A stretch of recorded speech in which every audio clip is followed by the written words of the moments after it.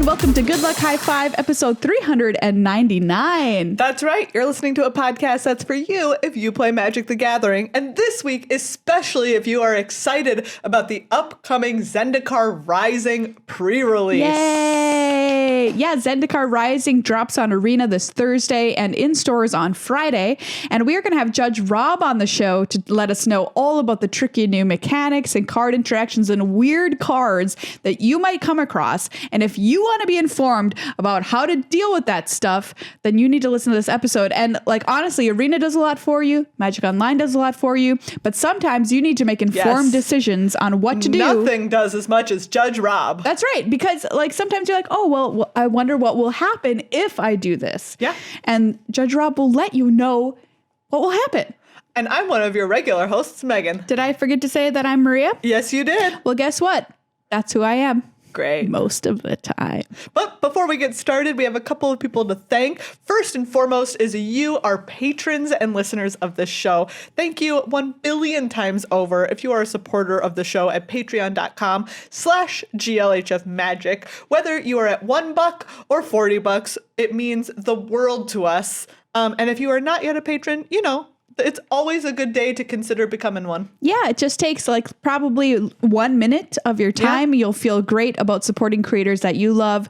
We support creators that we love through Good Luck High Five on Patreon as well. Mm-hmm. So why not become a part of an ecosystem of helping out people whose media you consume regularly and just, you know, give them a little boost. And you can join our Discord, which is a wonderful place to talk about magic with all those like fun-loving, magic-loving peeps over there when maybe you're not getting as much in-person magic time. Hey, man, magic Twitter can be a real bad place. Cesspool. Can be a real toxic environment, but our Discord is real thumbs-up environment. It's the best. Yeah. Thank you as well to our sponsor, Card Kingdom, cardkingdom.com/GLHF. Great place to go if you are getting ready for Zendikar Rising. You're like, I need a box. I need some singles. I need some great sleeves. I need deck boxes. I need magic stuff. Go to Card Kingdom. Yes. And we are running a competition now with Card Kingdom for all of you out there. Yeah. You can win $50 in Card Kingdom store credit, which is a great amount of money to spend on a lot of stuff at Card Kingdom. All you need to do is tweet at us at GLHF Magic with a photo of yourself, however you are, playing your own pre-release at home. That's right. We want to see whatever your fun pre-release setup is, whether you are playing on Spell Table, whether you are playing with your family at home, whether you are sitting in your yard and yelling at your friends across the yard what you're casting. On your side of the battlefield. If you're playing Arena, holding your little kitty cat, send us the photo. And if you have a Card Kingdom account, you can set one up after this even.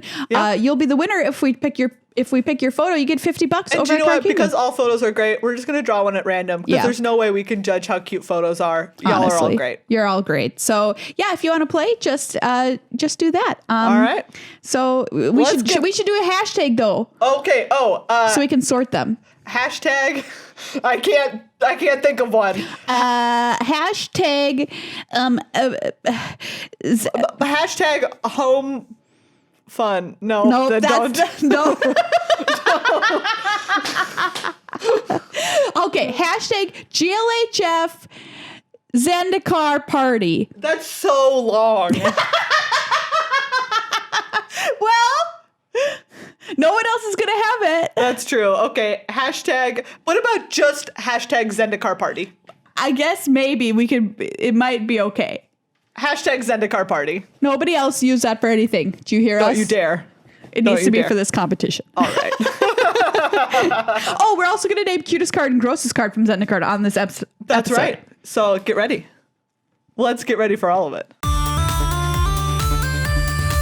Hey everybody, welcome to a very special guest and friend of the show, Judge Rob, who's going to walk us through all of the new mechanics and tricky new card interactions in Zendikar Rising. Hi. I am so glad to be here. Virtually, of course. Virtually. Yes. It's nice to at least talk to people outside of my house. Hey, we're always here for that, Rob. Yep. I'm really sorry that I could not, in fact, bring you coffee, as at first I thought I could this morning, when my brain forgot that that's not how things work. That's I know, fair. Right? I have Diet Cherry Pepsi instead. Ooh, nice. I keep having these like moments of, oh, the pandemic's not happening. And then I remember there's a pandemic. How could I forget? Yeah, I don't know. I don't know. But I mean, like, you forgot this morning. I forgot the other day. Yeah. I don't know. Maybe it's wishful thinking or something. The other day, my brain has started forgetting that I'm wearing a mask. Like, I went to the coffee shop the other day, and then I left, and when I was walking home, I was like, was I wearing a mask? And the answer is obviously yes, because otherwise they would not have allowed me in. Yeah. But like my brain was just like, it's so normal now that it like completely forgot that I had been. Yeah. Yeah. It's a brave new world. And Zendikar is certainly a brave new world. How do you like that segue? Sign me up for a patent. Just kidding. They've already been invented. But Rob is going to take us through all the new mechanics, tricky new cards. And you always start us off with a PSA. Yes. And we're talking about the pandemic, and my PSA is a bit related to that. So if you're not in the US, if you're in Europe, if you're in New Zealand, you probably will be able to have some kind of in-store pre-release. If you are in the US, I don't want to get into reasons. I just want to deal with facts on the ground, which is there's a lot of disease. The pandemic sucks. Wizards of the Coast isn't allowing in-store play in North America. And not all of North America, just the United States portion of North America. And yep. So your store can't sanction a pre-release. If they are having a pre-release, it's an unsanctioned event. Wizards technically doesn't want them to have unsanctioned pre-releases. There was an answer on the WPN page about this yesterday that said that there are no unsanctioned in-store pre-releases. That if your store in the US is going to hold a pre-release, they should do it virtually. So my plug is actually for Spell Table. Do a virtual pre-release over Spell Table. You don't have a camera? Yes, you do. You have a phone. I know you do. You have enough disposable income for Magic. You have a phone with a camera on it. You can buy a clamped articulating arm. You can clamp your phone to it. Spell Table will allow you to use your phone as a camera. So you can get top-down Magic with just the stuff that you have available without too much. We actually talked about this on a show of ways to make fat packs into top-down camera rigs. Yep. And there's ways to just do it with cardboard boxes and stuff. It's really cool. And then you just put your phone on there. Spell Table will let you use your phone as a camera. You log in on your phone, you log in on your desktop, and it'll do it. So you don't need to try to fight for webcams. And so you can put together a top-down rig. You can play top-down Magic with your friends. I'm going to be playing some top-down pre-release this weekend with a bunch of friends of mine. Awesome. Yeah. Yeah, and they even have voice chat in there. You don't even need to mess around with Discord and stuff. You can just voice chat with the person. Oh. Spell Table's really good. Wizards acquired it about a month ago. Yeah. And so they're continuing development. It's basically supported entirely by Wizards now for the foreseeable future, and it's going to be a useful tool. If your store wants to run a pre-release, they could run a virtual one over Spell Table. They're allowed to sanction virtual events in that way. So that's cool. Encourage your store to do so. Buy stuff from your store, support them. They're going through tough times because everything sucks.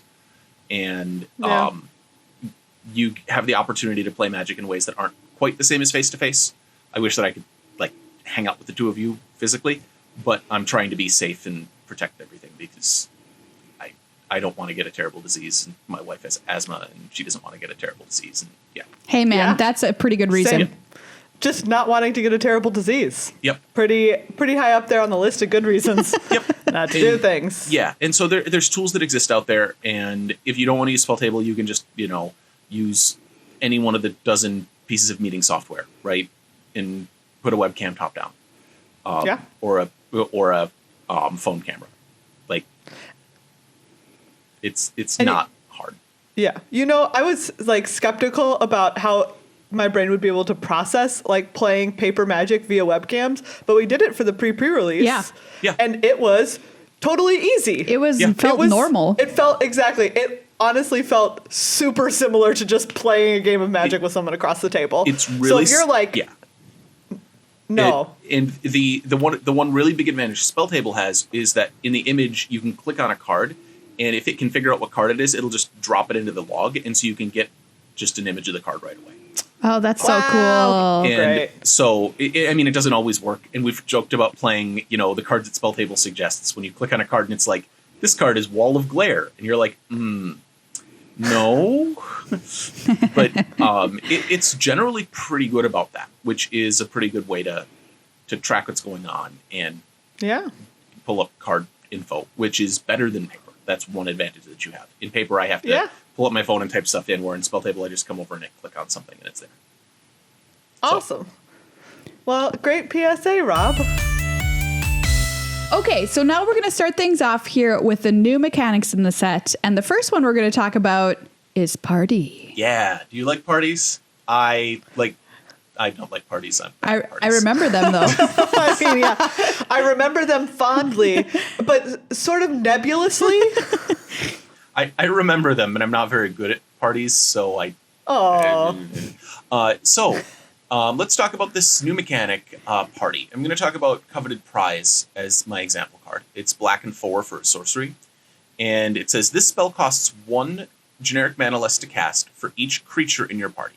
And then it gives you a reminder text. Your party consists of up to 1 each of Cleric, Rogue, Warrior, and Wizard. And so then it says search your library for a card and put it in your hand, then shuffle your library. If you have a full party, you may cast a spell with converted mana cost 4 or less from your hand without paying its mana cost. And so the party is a totally new thing. It says count the number of creatures that you have that count towards your party total. You can have up to 4 party members, and they can be some combination of Cleric, Rogue, Warrior, and Wizard. They must be up to 1 of each. If something counts for 2 things, so let's say that you are playing Mixed Onslaught Block and Zendikar Limited, there is a Cleric Wizard in Onslaught. Yeah. We have a plan for that event coming up. So. Yes. So there's a Cleric Wizard, and so it counts as both a Cleric and a Wizard. And you get to pick which one it counts towards for your party, and you always maximize your party. So if you have another Wizard, it would count as a Cleric. And but it doesn't count for 2. It does not count most for 2, importantly. because this counts the number of creatures that are in your party. Anytime it asks for your party size, it says, how many creatures do you have? You can have 5 clerics, but only 1 can be in your party, because your party only counts 4 different creatures of the 4 different types. Because I threw a party once with 4 clerics, and Terrible. it was Terrible. a snooze fest. And when you have a full party, it means you have 4 different creatures across the 4 different types. You have creatures that are clerics. You have a cleric, a rogue, a warrior, and a wizard in your party. And so Coveted Prize here can be discounted up to 4, the maximum party size, so you can pay a single black for it. And then if you have a full party, when it resolves, you'll get to cast something. The thing with Coveted Prize and the thing with party cards in general is they count at the time that it matters. So if you have a full party and cast Coveted Prize, your opponent can respond to the spell by killing one of your party members. If that drops, so if they kill your only rogue, then you won't have a full party when Coveted Prize resolves. So you'll have paid single black, but you won't get the full party bonus. Oh, that's so weird. Gotcha. Okay.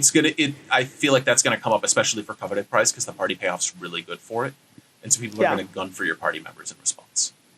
So there's a couple of things I learned. This does sound like an exciting party, though. I'm just going to say. Like, oh boy. We played the pre-release last night, actually. Hello, we're awake. And we're not. What happened is there's a lot of effects that exile like a creature under something or whatever until this leaves the battlefield. It's still there. Which card am I thinking of? No, you're thinking of like the arrest kind of mechanic. Yeah, there's The arrest an arrest. mechanic. Thank you. So that not the thing that exiles, but just like the arrest that says it can't attack a block. Nahiri is binding. Exactly. Nahiri Nahiri's binding. That's what I cast. Yeah. And so it's still, that creature's still on the battlefield technically, so it still counts towards party. And I also learned that shapeshifters, changelings can only count as one creature type. They can't be all 4. As one thing. That's why I went to the just 2 types, because it's the simplest version of that. It counts the number of creatures that are in your party, and a creature can fill 1 slot in the 4 types, basically. Yeah. You can think of it like you have an adventuring party in the original Final Fantasy. You get 4 slots in your party. There can't be duplicates, even though you could in the original Final Fantasy. But This metaphor is falling apart. But for Magic's purposes, you can't have 4 white mages. You have to have, a white mage and a fighter and a wizard and a black belt. Yeah. I did like that across, like, it kind of felt, at least yesterday, across, like, a 2-color deck, you'll generally have about 2 party types. Yeah. Which I thought was, like, it's a good feel. That makes sense. Yeah. We were speculating that this mechanic was stolen from a future set, the D&D set. Yeah, the Forgotten Realms set. Forgotten Realms, because, like, doesn't this just feel like a D&D mechanic? Yes. 100%. Anyway. Do we know about a D&D set? Yeah. Yeah, it got spoiled. good. They listed a bunch Meghan, of things don't for you next listen year. to the upkeep? Yes. Oh boy. Yeah, and so I agree.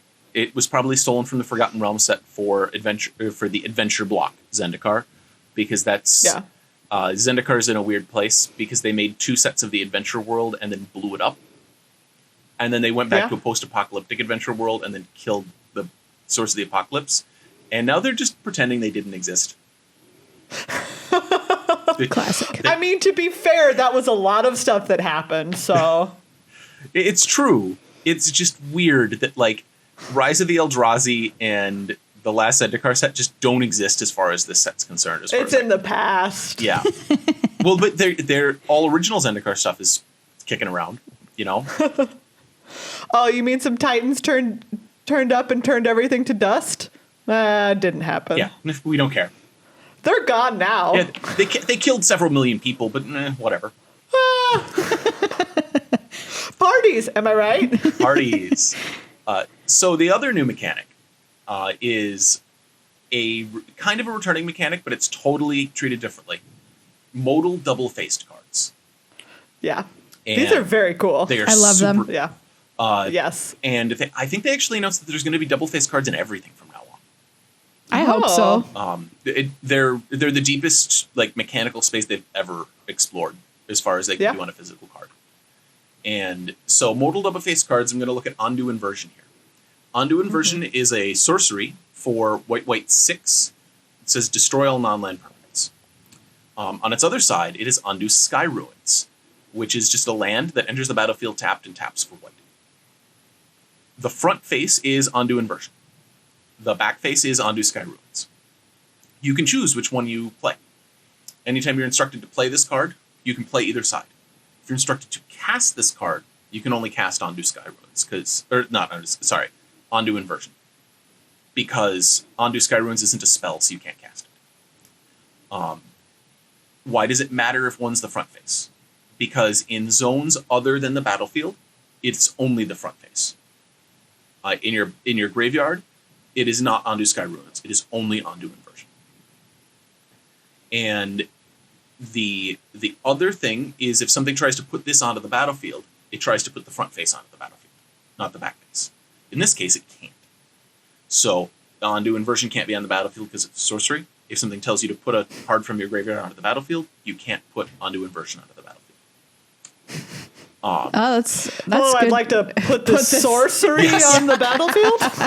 It's possible to have this on the battlefield and show it to your opponent and then have it stay on the battlefield if you use Manifest from It's from Khan's block. You can put this onto the battlefield face down. Double face cards that are face up on the battlefield can't be turned face down. The only way to get them there is Manifest. The other thing is that these new double-faced cards cannot transform at all. If something tells you to transform them, there's Moon Mist that transforms a transform card. It can't. These can't transform. They come on one side and they stay on one side all the time. Let's talk about Thoughtseize with these cards, which might be relevant in like Historic or whatever. Yep. So if I look at your hand and see Undo Inversion with a Thoughtseize, I can take it because it's not a land. This card is Undo Inversion everywhere but on the battlefield. So you can Thoughtseize these; they count as spells. Which is relevant. They have different names, if you know. There are some of these that are half creature, half land.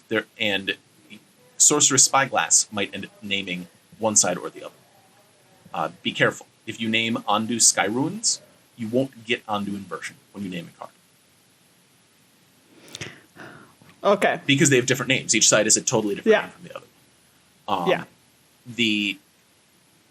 The other thing to note is there's a cycle of rare lands that have lands on both sides. And you pick which land they are when they come out. They're the coolest dual lands in a long time. And they come out untapped. They're super great. The thing is that they have a front face too. So if you use Primeval Titan to put 2 double-faced lands onto the battlefield, you don't get to pick which side they are. They come out on the front face. Oh, weird. Yeah. Because they're being put directly onto the battlefield. You have to play them as your land in order to get the choice to play which side. Oh. Spicy. I looked. I don't see any cards in the set that put a land directly onto the battlefield, which is quite nice for limited, because then you won't get confused by that. They'll put basics out, but these are not basic lands. The other thing is, if you've played with double-faced cards in the past, every other set, except for From the Vault Transform, that had double-faced cards in it, had checklist cards to represent these when you don't have them in play. If your sleeves are even very slightly transparent, so I have a sleeve here, and you can probably see the card back through there. Oh yeah. A lot of sleeves are like this. This isn't an uncommon thing. A lot of sleeves you'll be able to see whether or not it's a double-faced card through it. And if you have even the slightest doubt about your sleeve being opaque, there are helper cards in this set. Yeah, we've got some here from the pre-release. They're really nice. Yes, they are what they should have been doing for forever. They shouldn't have been using checklist cards. Yeah.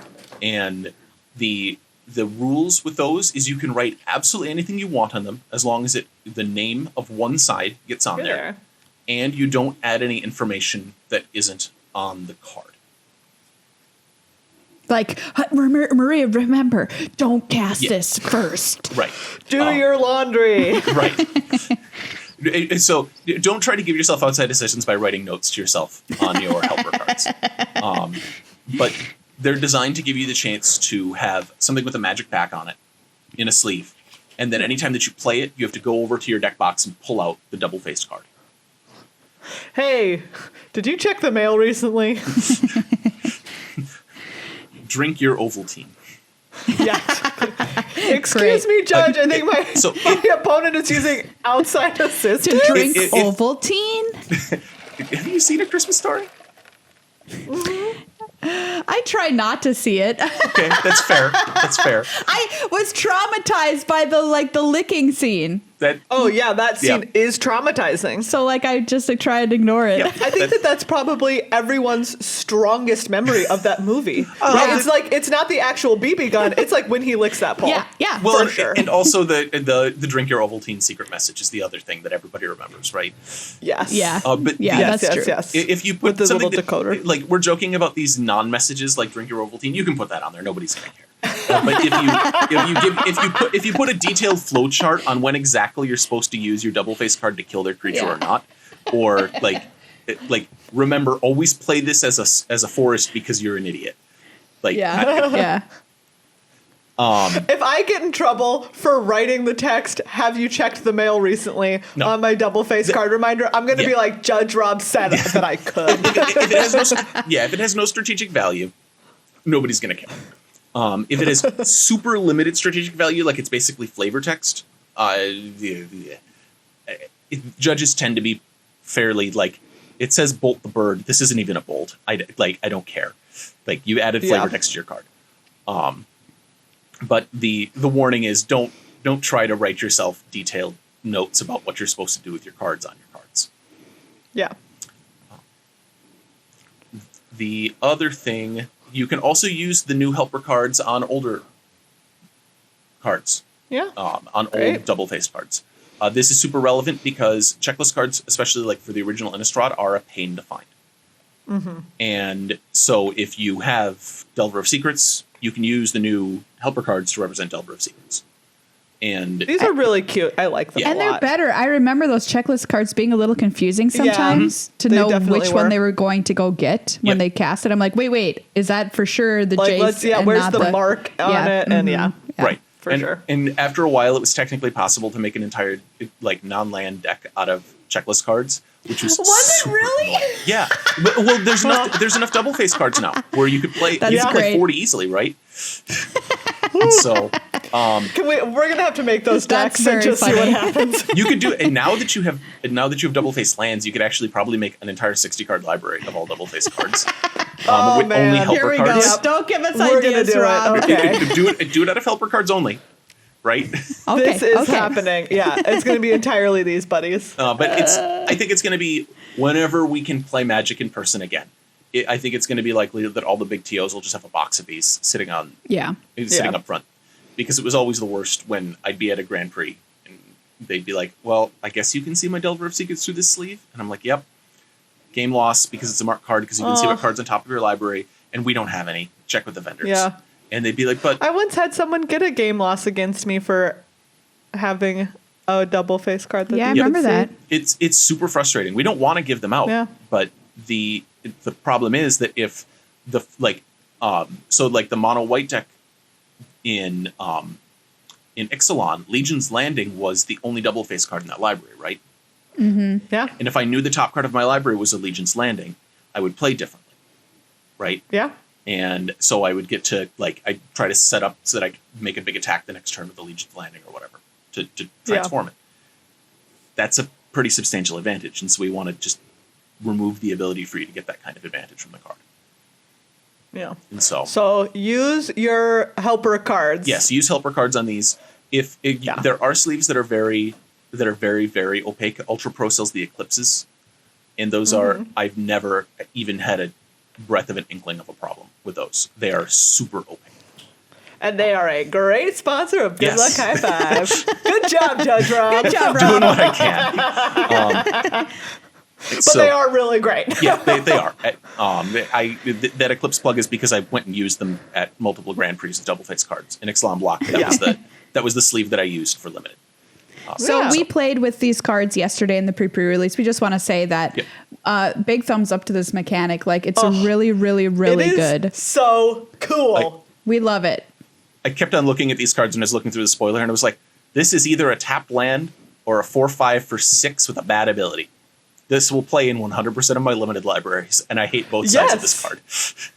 Right? Like, it was great. I put in that, there's the 1 mana, it's either a red, it deals 1 damage to anything. Yep. Or it's a red land that comes into play tapped. And I was Perfect. like, is this a bad card? I think so. But you just played it.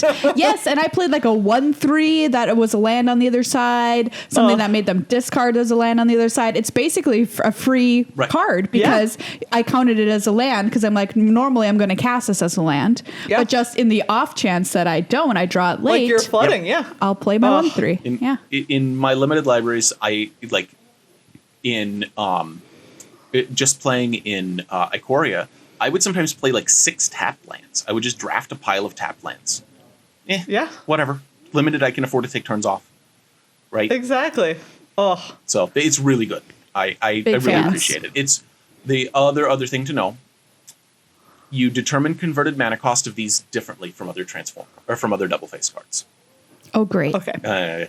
Other double face cards, they only have a cost on the front, and that converted mana cost applies to the back. That is not the case with these. These are the you get only the characteristics of the side that they are.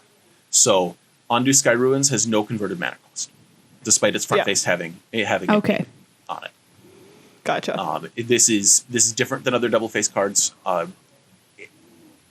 If they're going to continue to do double face cards, they're probably going to have to clean up those rules to make sure that they all match up. So just be aware for now though, that if something cares like Ratchet Bomb, it might hit some cards but not others. I'll tell you what other mechanic I love, Rob, and I'm glad to see it back here. It's Kicker. Yeah. Welcome back, Kicker. Kicker is a mistake because it's too good of a mechanic. It does too much stuff. Seriously. So I'm going to pick on Inscription of Abundance is my Kicker card that I want to talk about. Right. It is green and 1 for an instant. Kicker of green and 2. Choose 1. If the spell was kicked, choose any number instead. Put 2 +1/+1 counters on target creature. Or target player gains X life, where X is the greatest power among creatures they control. Or target creature you control fights target creature you don't control.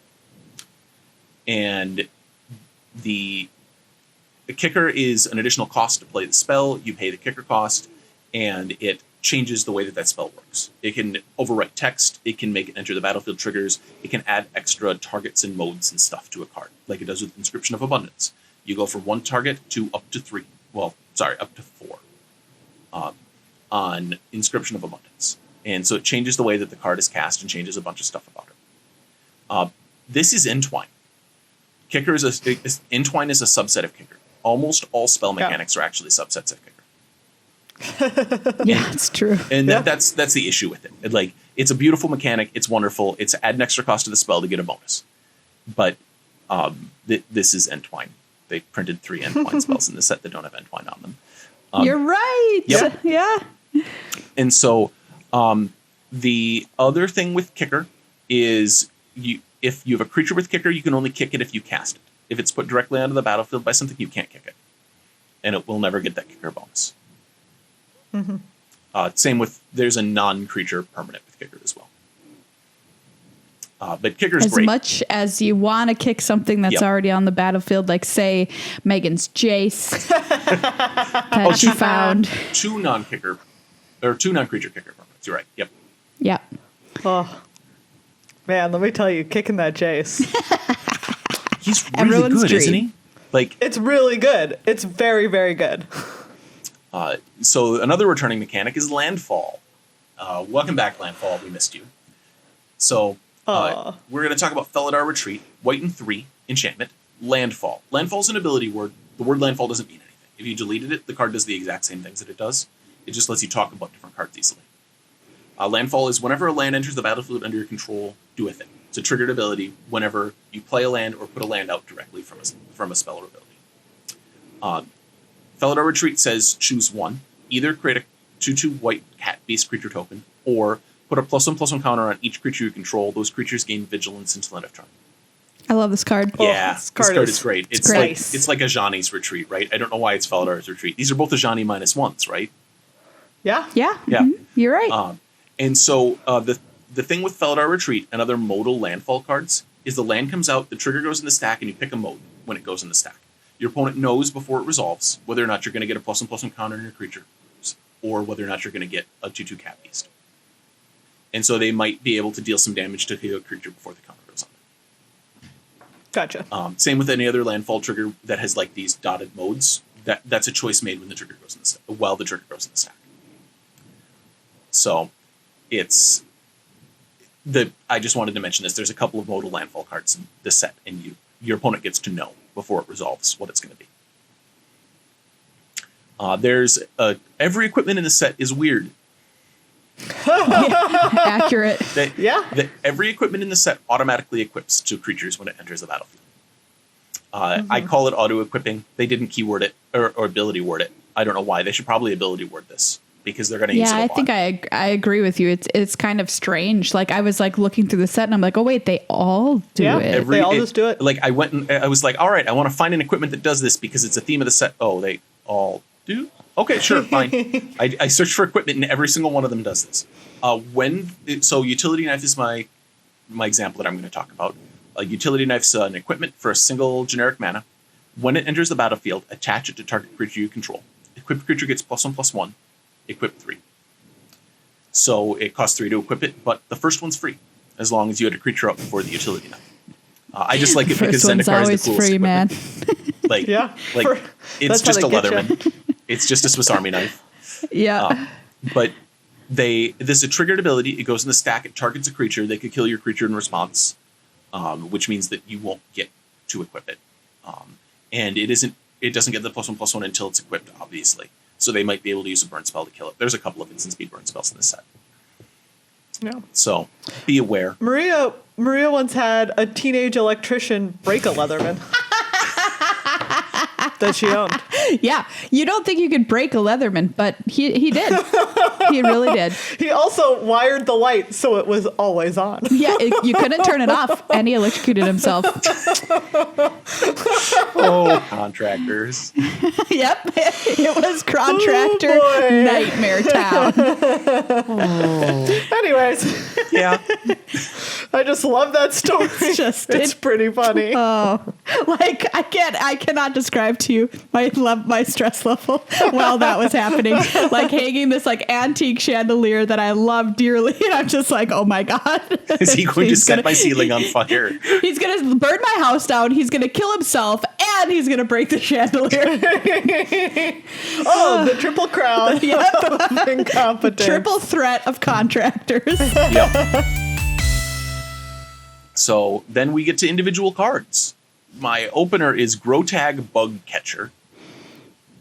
Growtag Bug Catcher is a 1/2 for red and 1. He's a goblin warrior, has trample. And whenever it attacks, it gets +1/+0 until end of turn for each creature in your party. I just want to call this out on... You might be used to static abilities in the past dynamically changing a creature's power while it's in combat. This is not a static ability to trigger. It locks in the size when the trigger resolves. Even if your opponent kills something later, the bonus is set at that time. So it attacks, it triggers, they have the chance to monkey with your party size, and then it's locked in. And then if they monkey with your party size later, it doesn't do anything. Gotcha. This art on this card is I'm not horrifying. about it. Yep, this is gross. Megan, this has got to be a contender for grossest card. Actually, it's not, because there are some really gross cards. Oh, There's some right. real gross cards. There's some real gross cards. In some ways, this goblin's a hero, right? Like, he's capable of fighting this giant weird bug thing and not seeming to be... Yeah. Like, He catching that bug. Yep. Ugh. And I assume eating it like a chicken dinner? I hope so. I feel like that's what the everybody grab a leg flavor text feels like to me. Oh, It's yeah. just like, That's it's true. talking about... Yeah, every party member munched Grab a down on leg. this bug. They look like crab claws. So yeah. Yeah. And Delicious. it's worth noting, it will always get +1 at least when it attacks. 'cause That's true. It is It's a itself a warrior. warrior. That's not always the case, and we'll talk about that when we get to the rares. What? Uh-oh. If they unwarrior it? Yep. If they remove the warrior type. Wow. All right, Okay. fair enough. Fair All right. enough. Nahiri's Binding is Nahiri's up next. I Binding is played my this next. one last Yes. night. Yeah. This card is great. It does a lot of good things. It's white 1 for an enchantment aura, enchant creature or planeswalker. Enchanted permanent can't attack or block, and its activated abilities can't be activated. This stops most planeswalkers. This stops a lot of creature things. Stuff to know.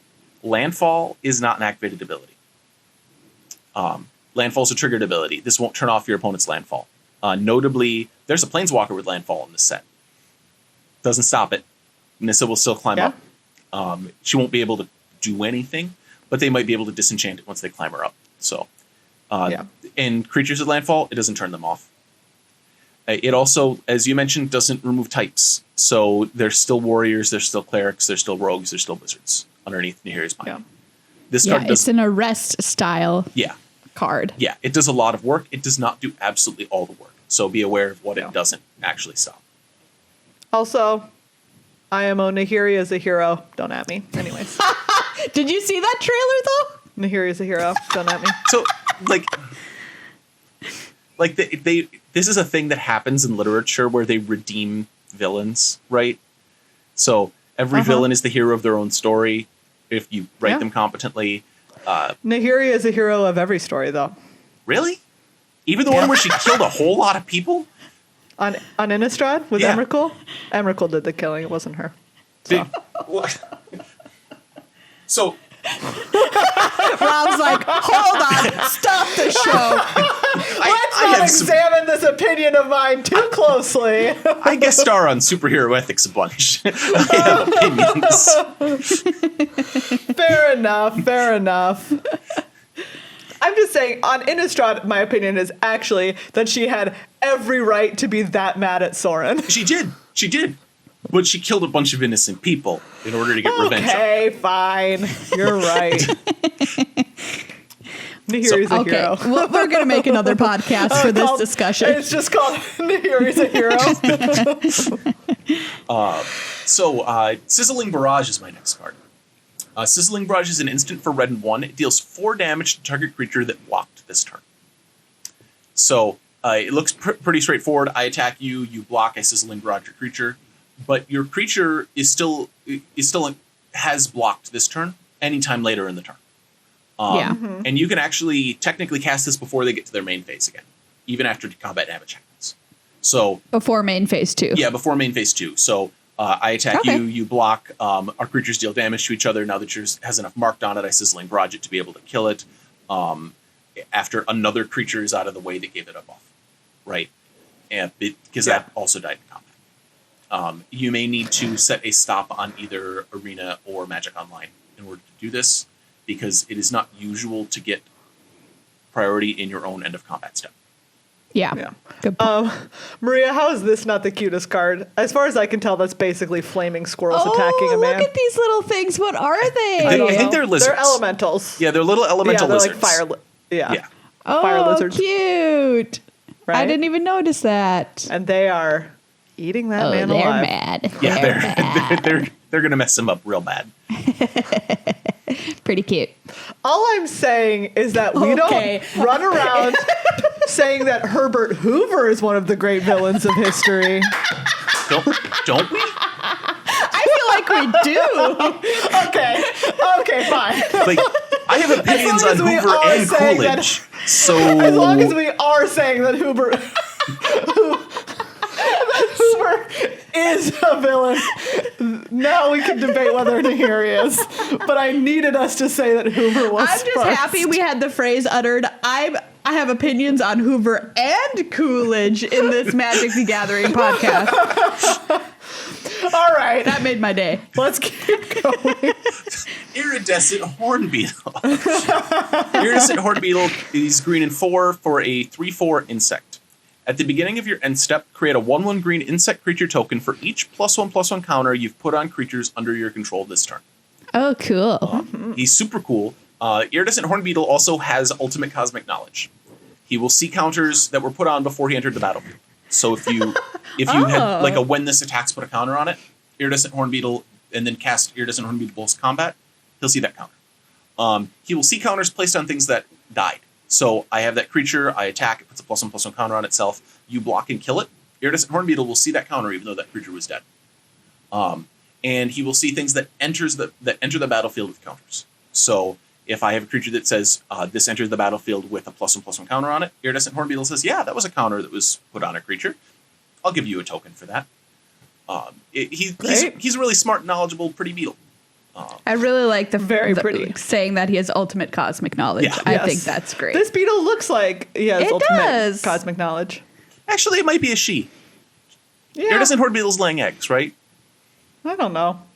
They. Yeah, it's a beetle. Pretty little beetle with It is a pretty beetle. all the brains. And Myria Captain. Myria Captain is white and 3 for an Angel Warrior, 1/1, flying, vigilance. When it enters the battlefield, put a +1/+1 counter on it for each creature in your party. So there's a mix of things going on in this set. Some things enter with a counter and always have it. Some things, like Myria Captain, enter the battlefield, trigger, and put a counter on themselves. This is a rules nerd issue. If there weren't any warriors out, Myria Captain wouldn't get a counter if she didn't have a trigger. And so they decided they wanted her to counter self. Okay. Weird. Okay. But what that means is that the trigger goes in the stack, and your opponent can mess with your party size. They can kill a Myria Angel with 1 point of damage from a 1 damage spell, and get you, basically. So be aware, this is a triggered ability. This isn't a replacement effect. Very Cool. good point, Rob. Yeah. Lithoform Blight. Black and 1, enchantment aura, enchant land. When it enters the battlefield, draw a card. Enchanted land loses all land types and abilities, and has tap, add colorless, and tap, pay 1 life, add 1 mana of any color. This is cool. You can use it on your opponent's lands to color screw them, except that you can't, so you probably use it on your own lands to color fix yourself, right? Except that in some circumstances, you do use it to screw your opponent. It removes land types, which means that you can use it on Urza's Tower in Modern. Oh. That's kind of cool. Yep. And so if something cares about weird land types like Gate or Urza's Tower or whatever, then Lithoform Blight will knock off land types in addition to the basic land types. Sick. Yeah. And it does color screw them a little bit. It forces them to pay life for their color. So you might use it to deal them a few points of damage. Yeah. It's not impossible. But yeah, it leaves the lands with the name note, if that matters. There's a dude from M20 that says that he gets power toughness equal to the number of land names that you have. Well, Field of the Dead, that card that everybody knows, counts land names. Lithoform Blight doesn't touch name. Gotcha. Also, that card would have been a contender for Grossest card if there were not several very gross cards in this set. It's just icky. Yep. Merfolk Falconer. Merfolk Falconer is a blue 3 for a 4/4 flying Merfolk Wizard. Flying. Whenever you cast a kicked spell, scry 2. You scry before your spell resolves. So you put the kicked spell in the stack and then scry above it, and so you'll scry first. If your kick spell draws you cards, you get to scry before the card drawing. Ooh. Great. Nice. Just something to remember in paper is the order of this. If you are in inexplicably a competitive tournament in this format, which will probably never exist, if you try to resolve your other spell first, you'll have missed this trigger. Gotcha. And you are, by default, assumed to leave cards on top when you scry. So, goodbye. You missed it. If you're playing in a regular REL relaxed environment, you might get it anyways, depending on what's going on and exactly how loose everybody's being with everything. But it does happen before the spell that you kicked. Yeah.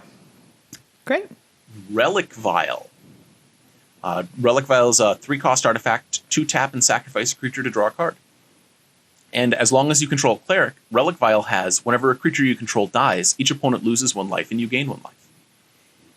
If you sacrifice your last cleric to Relic Vial will trigger. So you do get to eat your last cleric for that final point if it's necessary.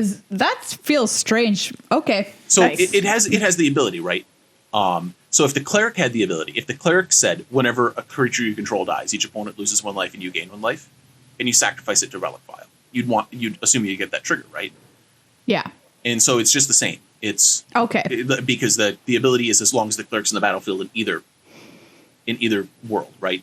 Either if it's on the cleric or if it's on the Relic Vial because of the cleric. Great. So it's just not necessarily obvious. Kargan Intimidator. Moving on to the rares. So this is the card that I mentioned that knocks creature types off things. That's right. Red and 1 for a human warrior, 3/1. It has my favorite, not flavor text, but should be flavor text. Great. Cowards can't block warriors. It's just something that should be true. Like, excuse me. Cowards can't block warriors. And then he has 1 mana. Choose one that hasn't been chosen this turn. Either he gets +1/+1 until end of turn, or target creature becomes a coward until end of turn, or target warrior gains trample until end of turn. He says target creature becomes a coward. He doesn't say in addition to their other types. He just makes them a coward. Nice. You are nothing now. Yes. You are only a coward. You were just a coward. You were deleted from your adventuring party. You cannot go on an adventure today because you've been turned into a coward. Which is that's I mentioned this is the one thing that knocks off types in this set, and it does it pretty cleanly and thematically, and you can only do it to 1 creature a turn, and it's just fun. So be aware that your opponent can, on occasion, remove people from your party in order to knock down the size without actually killing them. Great. Legion Angel. Legion Angels. I like this art. Yeah. I love all of the angels with their blinding halos in this. Yeah, they're really cool. Zendikar thematically, 4 wings, blinding halos. They're just such a great thematic bit on angels. But Legion Angel here is white 2 for an angel warrior, 4/3 flying. When Legion Angel enters the battlefield, you may reveal a card you own named Legion Angel from outside the game and put it into your hand. Outside the game is not exile. Outside the game is your sideboard. In Constructed, that's the sideboard that you wrote down on your deck list. In Limited, it's the cards you didn't play. It is not other cards you own randomly. I love that. I remember the first time I saw this and I was like, oh, I could just go get whatever. No. No. And there's cards that make it obvious that you should be able to. There's an Eldrazi that gets any number of Eldrazi from outside the game. It's like, why would we be playing like any number? 20? Can I get 20 Eldrazi from outside the game? And so in casual play, oftentimes you can just scrap whatever. If you're just chilling with your buds and you're just like, Legion Angels, unlimited Legion Angels. I could definitely see in cube, like in a powerful cube, just having a stack of Legion Angels and just being able to always Legion Angel off Legion Angel just because it's funny. But you are limited to 4 Legion Angels in constructed and as many as you get in limited, which is probably not more than 2. Scoot Swarm. Scoot. I think they're so Scoot. Yep. Scoot Mob was very, very Scoot. Yes. But Scoot Swarm, not Scoot. Not Scoot. It's not Scoot. Not Scoot at all. Yep. Scoot Swarm is green and 2 for a 1/1 insect. Landfall. Whenever a land enters the battlefield under your control, create a 1/1 green insect creature token. If you control 6 or more lands, create a token that's a copy of Scoot Swarm instead. Pack rat. Yeah, those tokens have this ability. So you play a land, you get a second insect. You play another land, now you have 4 insects. You will end up with a lot of bugs. Your opponent is in trouble. Unfortunately, they're all 1/1s for 3. And those copies copy the mana cost of Scoot Swarm, if it matters. So if you need devotion for something, guess what? Those copies have a green mana symbol on them because they're full copies. All right. I mean, no reason. There's no sets with devotion released in the last 6 months. So I know what you're doing, Rob. Nothing. I smell your brewing. I know it's something's happening over there. Tajira Paragon. Tajira Paragon is a green and 1 for a 3/2. On the type line, she says elf. Then underneath the type line, she says Tajira Paragon is also a cleric, rogue, warrior, and wizard. Okay. There are 3 cards in the set that do this. They have bonus creature types that don't show up on the type line. They have not done this in a very long time outside of Changeling. And there's no way to know without actually reading the card what types this is. Be aware that there are cards in the set that can fill any party role. One of them is a very, very cute robot dog, which I assume that is going to be in running for cutest card. But I mean, it's a robot, so yeah. Right. So Tajira Paragon also says kicker 3. And when Tajira Paragon enters the battlefield, if it was kicked, reveal the top 6 cards of your library. You may put a card that shares a creature type with it from among them into your hand. Put the rest on the bottom of your library in a random order. So Tajira Paragon will get any of those 5 types. And unless you turn it into a coward, which can conceivably blow this out. It checks its types either as they are right now on the battlefield, or if it isn't on the battlefield anymore, what types it had the last time it was on the battlefield, which is generally all 5. Great. Wild. Of course, in this set, it could get blown out occasionally. Yeah. Verizol, the Split Current. Blue-green X for a legendary creature serpent. Verizol, the Split Current, enters the battlefield with a +1/+1 counter on it for each mana spent to cast it. So it's probably a 2/2. I mean, you're never going to spend any mana on that X. And No, never. Why? And whenever you cast a kicked spell, you may remove 2 +1/+1 counters from Verizol. If you do, copy that spell. You may choose new targets for the copy. Spicy. And it reminds you, a copy of a permanent spell becomes a token, because that hasn't ever really happened before. Copying permanent spells in the stack is something that has been avoided for a very, very long time. Mm-hmm. But it will be a full token copy of the thing, and when you copy something, you copy whether or not it was kicked. So you cast a kick spell, you get 2 kicked spells. Wow. Yep.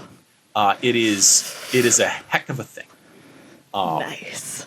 And the token or copy resolved before the original kicked spell, because it's a when you cast trigger. So your original goes in the stack, and then the Verizol trigger goes in the stack. You resolve it, and then you get a copy that will go above the kick spell. I was going to point out, just because I have one available right here on the top of the stack, like this set comes with the cool copy tokens, which is just say token. This token can be used to represent a token that's a copy of a permanent. Yep. Oh, okay. Again, they should have done that 15 years ago. Like they just should have copy tokens that are around for that, because things have been making token copies for a long time. Yeah. Ashaya, Soul of the Wild. Are you ready for something weird? I mean, this art is gorgeous. Absolutely. It is really good. Chase Stone did a great job on this. Ashaya is green 3 for legendary creature elemental. Ashaya, Soul of the Wild's power and toughness are each equal to the number of lands you control. Okay. Non-token creatures you control are forest lands in addition to their other types. And then it reminds you they're still affected by summoning sickness. So you can't play a random scoot and then get green mana. The ability to tap right away. Ashaya turns them all into forests in addition to their other types. And this mostly just works fine in the ways that you would expect. Like, they're just bonus forests in addition to other things. Ashaya gets weird with things that just blank out land types, because she herself is a forest from her ability. Because she's a non-token creature you control. Yeah. So Ashaya becomes a forest. Hey, you remember that card that we talked about that does that Lithoform Blight? Yeah. Enchanted land loses all land types and abilities. Yeah, you can put that on Ashaya. Weird. Wow. If you put it on Ashaya, she loses the ability that gives her power and toughness and dies. My mind is blown. But note that I guess so. Yeah, so the Lithoform Blight, though, loses all land types, but it doesn't lose creature types or other card types. So Ashaya is still a creature, which is why she would die from that.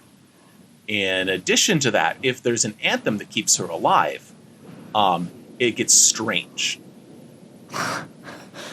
Say that you have something that says all creatures you control get +1/+1, or you have a +1/+1 counter on it. She'd survive that, right? Because she's a 0/0 with a +1/+1 counter on it. She has this ability that changes types, and another ability that changes types that depends on it. And so she still applies. So she still makes all your non-token creatures into forests. Which isn't a big deal usually, unless the card that changes that removes this ability is Blood Moon. Which also knocks all the abilities off all of your other permanents and changes them into mountains. You end up with a pile of mountains. Okay. Great.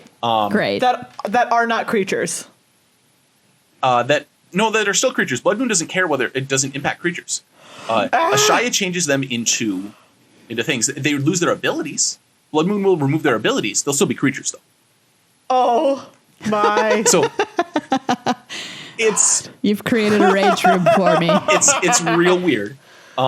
Yeah. I'm glad that she doesn't look modern playable. What if she gets changed into a coward?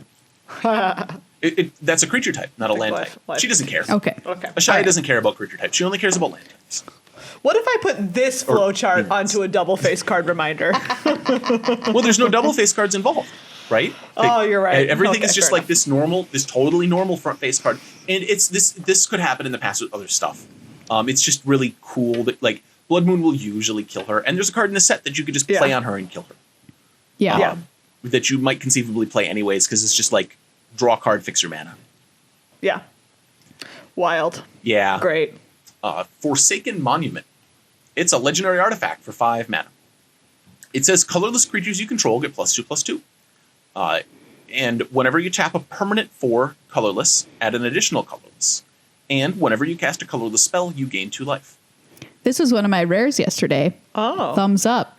So if you look at things that animate your lands, which there are a couple of in the set, if they don't add a color, lands are colorless. Lands by default are colorless. So animating lands under Forsaken Monument, if something doesn't add a color. So Ashaya up above, she makes them forests, but she doesn't make them green. And all right. We figured it out. Yeah. We solved standard, everybody. So Forsaken Monument will give your animated lands +2/+2 in a lot of circumstances. Not all. There's some things that add a color as well. But a lot of the time, Forsaken Monument secretly just gives your animated lands +2/+2. Cool. Whenever you tap a permanent for colorless, includes if you tap it for colorless and more than just that. So if it taps for, say, a single red and a single colorless, Forsaken Monument will make it better. If it taps for double or triple colorless, it'll add an additional colorless. Great. So just, it's a question that I've had come up already. Angel of Destiny. I love this card. This card is weird. Oh. White and 3, creature, angel, cleric, 2/6, flying, double strike. Whenever a creature you control deals combat damage to a player, you and that player each gain that much life. So she really can't kill players. Like, she just gives them back the life that you hit them for. But she also says, at the beginning of your end step, if you have at least 15 more life than your starting life total, each player Angel of Destiny attacked this turn loses the game. This card is sick. Cool. Into it. Yeah. It's so she doesn't kill players unless she hits them to exactly 0 with her damage. Right? So if they are at 2, she'll deal them 2 damage and kill them. But otherwise, she will just like nullify her attack, give you life back, and then go to your second main phase, and then they might kill her. The trigger is an intervening if trigger. So if you don't have enough life total, it won't go on the stack at all. And so you can't just put the trigger in the stack and try to gain some life in response. Your opponents can let the trigger go in the stack and then respond by dealing you damage. This trigger will check both when it goes in the stack and at the time it resolves to see whether or not it's true. Can I ask a question? Yeah. Related to the middle part. So if they're at 2 and you attack them with this, they lose the game? Yes. So if she's your only because creature, they would go to 0 2. and then they would go, they wouldn't gain that 2 life? Right, because it's a triggered ability, right? It's not lifelink. It's it not doesn't lifelink. happen instantaneously. Yeah, Okay, it isn't okay. part of damage. It's Got a it. trigger that happens as a result of you dealing damage. And she turns off your creature's ability to kill them most of the time, right? But if I picked exactly her, she does it to all your creatures. So she makes it really hard for your creatures to kill them. But if she also has to have attacked. So it's very possible for you to get blown out in a couple different ways by her. You attack with a bunch of stuff, she nullifies all the damage, she gives you a bunch of life back, and then they kill the Angel of Destiny. Well, she won't trigger at all, right? Yeah. So there's a bunch of like difficult riders. It's hard for her to ever actually win the game with that trigger. I think you need to be at 35 or in Commander 55. But it's theoretically doable. Yeah. Yeah, if you play mono white life gain or whatever, and then you play her and attack the next turn, you win. Yep. And she does need to attack, so they get a turn to figure out their lives. Yeah. Yeah. Lithoform Engine. 4 mana, legendary artifact, 2 tap. Copy target activated or triggered ability you control. You may choose new targets for the copy. So this lets you copy anything with a colon in it or anything that says when, whenever, or at. A lot of the time it's going to be copying kicker triggers in this set, I think. 3 and tap, copy target instant or sorcery spell you control. You may choose new targets for the copy. If the spell is kicked, the copy is kicked as mentioned. 4 and tap, copy target permanent spell you control. The copy becomes a token. So a permanent spell is any spell that when it resolves would become a permanent. You can copy all sorts of things that you shouldn't. You can copy planeswalkers with this. You probably shouldn't. You can copy creatures with it. Sometimes that's really good and sometimes it's bad. You can copy legendary creatures with it, in which case you may get a legendary death trigger. It's weird that you make these token copies on the stack. They are copied spells. They can be countered, and then they turn into creatures as they resolve. All right. My last one is Morag, Fury of Akum. Red 4. He's a legendary creature Minotaur warrior. He's a 6/6. He's an incredible crawl worm.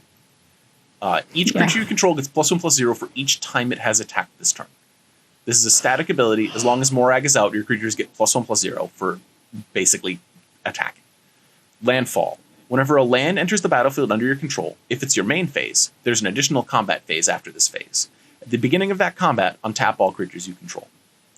Oh, this card is really cool. Do you like punching? Because Morag will punch a lot. You can stack up a whole bunch of combats. If you have 5 land drops, you can play 5 lands in a row. you will get 5 additional combats after this main phase, back to back to back to back to back. The thing is that you may or may not want 5 back to back combats. At the beginning of those special combats, you'll untap your creatures. At the beginning of your one normal combat, you won't. So if it's pre-combat main phase and you have Morag and you play a land, you get a bonus combat that untaps your creatures, and then you get your normal combat, because the bonus combat is inserted before any other phase happens. Yeah. So you generally want to wait until your second main phase to play a land with Morag, because then you get to untap the creatures that attack during your first combat. But your normal combat is, if you play lands in your pre-combat main phase with Morag, going to be your last combat, and that's the one that doesn't untap your creatures. Oh, yeah. Okay. This will not be obvious to people, and they will be like, well, why didn't my creatures untap during my combat arena? Because arena will just handily and helpfully do everything for you nicely. Yeah. And it's like, well, the last one was your real one. You don't normally untap your creatures at the start of combat. That's your normal combat, man. You just don't get anything useful out of it.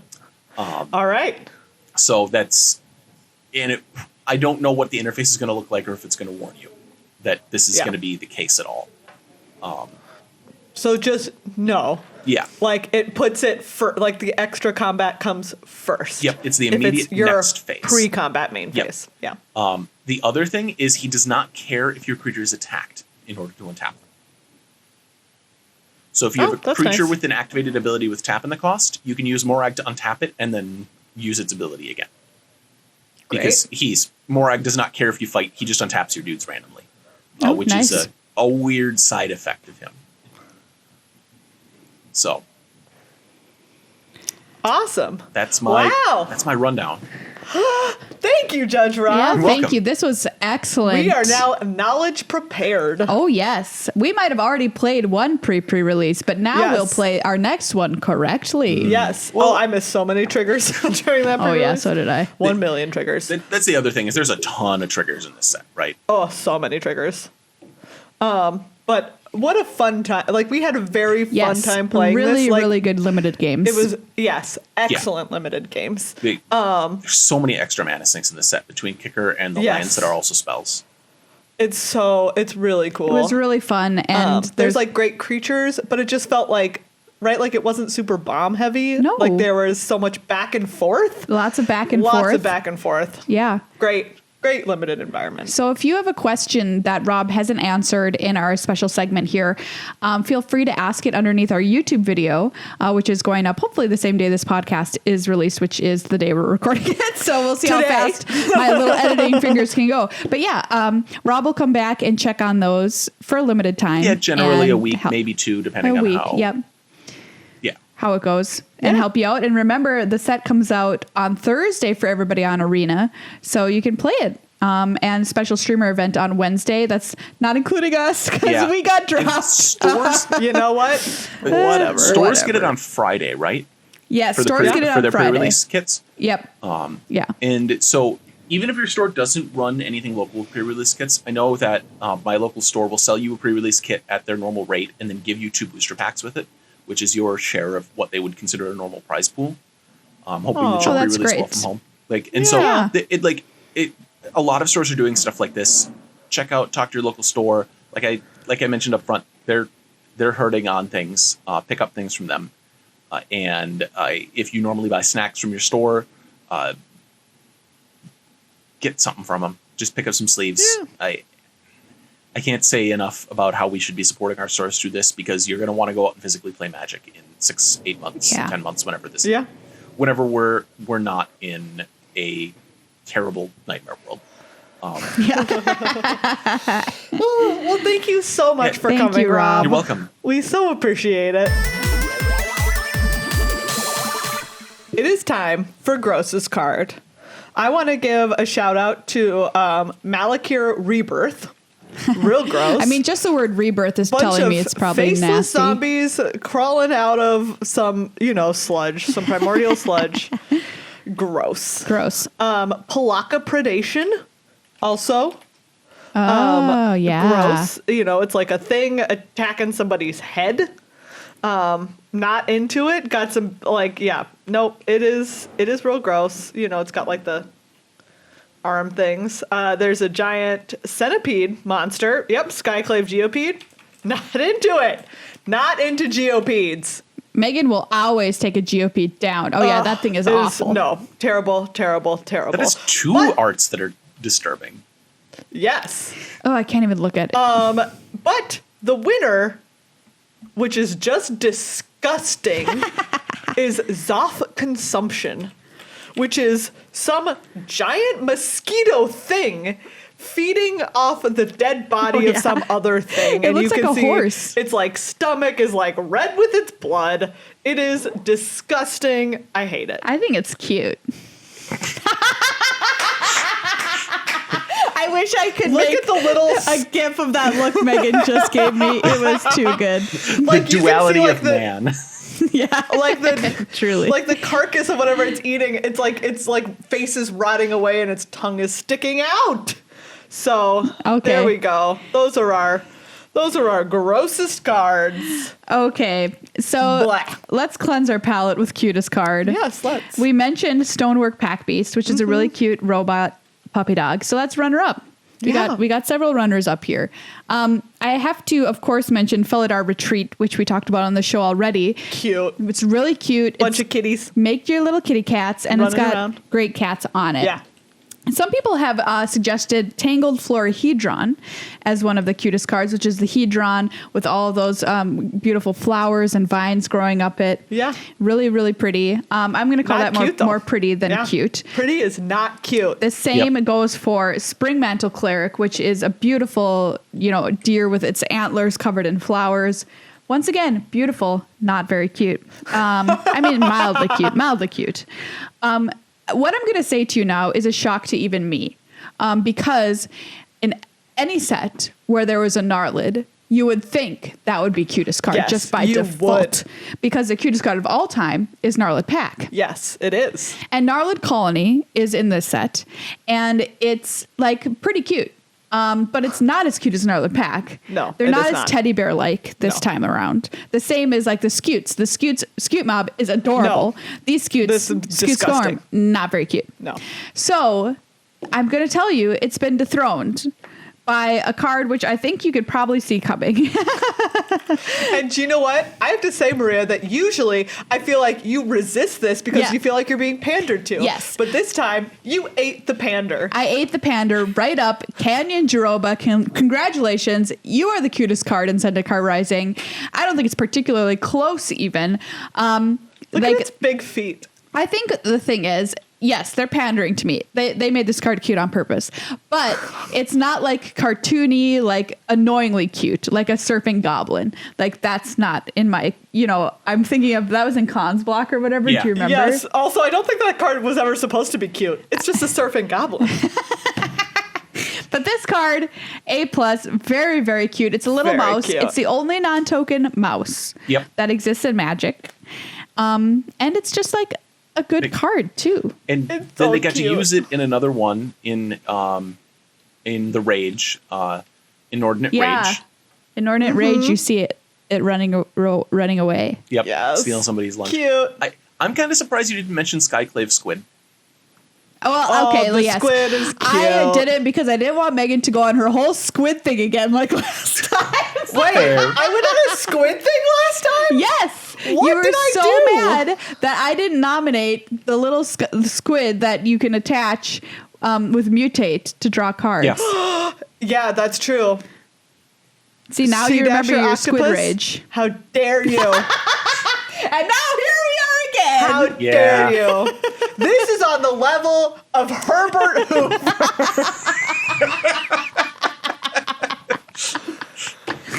Oh my god. You have shanty towns full of squid and octopus all over. Yes.